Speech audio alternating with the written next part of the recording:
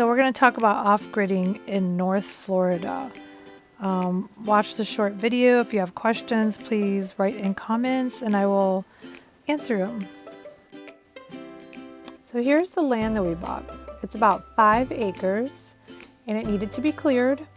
So we hired a company to come out and start clearing. It took them about a good 2 weeks to clear this up, even though they said they would do it in a couple of days. But they're kind of slow down there. So this is the process, and then it turns into all sand. This particular area, which is Williston, North Florida, it gets very sandy. This is a place that we ended up staying at. It's a horse campground nearby. It's closer to the ocean. But we had 4 horses with us and 4 dogs and 3 cats. That was some of the food they prepared over there at the little truck stop. Then we decided to hang out here for a good, I don't know, maybe a couple weeks until everything was ready at the property. Little froggy friends in the shower there in Florida, plenty of those.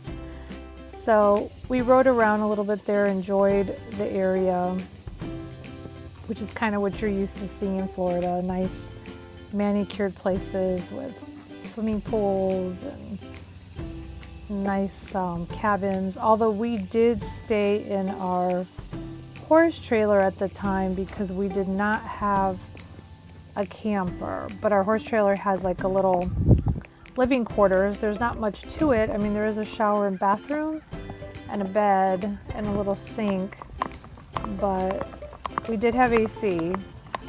But the good thing about this campground was there's our trailer there that we were staying in. So then we bought this little camper and put it on our property. As you can see, this is our setup there. This was the off-grid living now. We would ride our horses down the street from our area.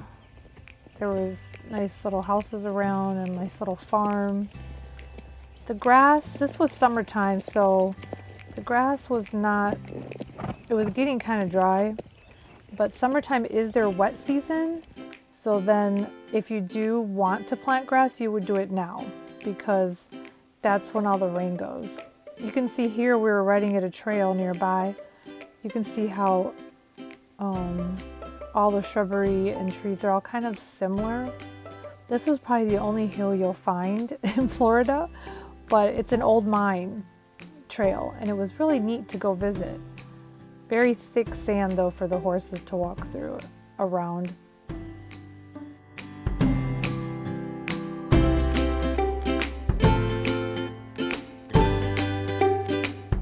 Dogs followed us here.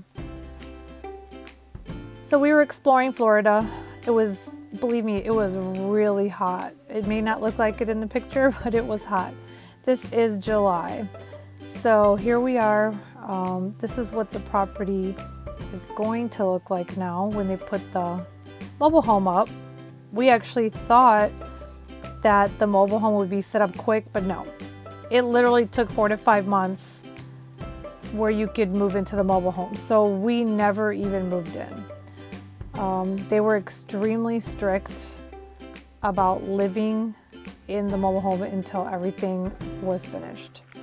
So by the time we can get electric and everything going, they still wouldn't let us move in until there was a CO, which is kind of strange for a mobile home because it's already pre-made. In other states, it's not like that. So that was our setup right there, as you can see. We've had we had a 80-gallon tank that, like I said, I can give you prices on what everything cost us to set up. We had that put in, and then we hooked it up to the generators. We had 2, because one was for the camper, and it was the quieter one, so you could sleep at night and have the air on. The other one was a big generator that was very noisy, but that one we used to pump the well water. And believe it or not, the well water in this area is a spring area, so the water is amazing. It's very clear, it's wonderful. You do get sand sediment, so you're gonna need a sediment filter in this area, but Not as many sinkholes as you find in other parts of Florida, which I kind of liked because it's a sugar sand area. So there's a lot of dunes, like sand dunes. Here's the horses. They weren't too happy about, you know, all the mosquitoes, the bugs. Boy, do they got bugs. They got scorpions. You know, they had all kinds of funny things that they weren't used to from Tennessee.